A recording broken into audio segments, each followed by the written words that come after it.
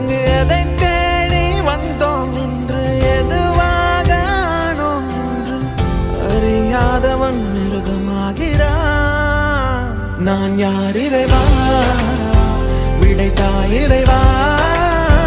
நான் யார் இறைவா, பதில் சொல்ல மண்ணில் வருவாயா. நான் யார் இறைவா, விடைத்தாய் இறைவா. நான் யார் இறைவா, விடையாக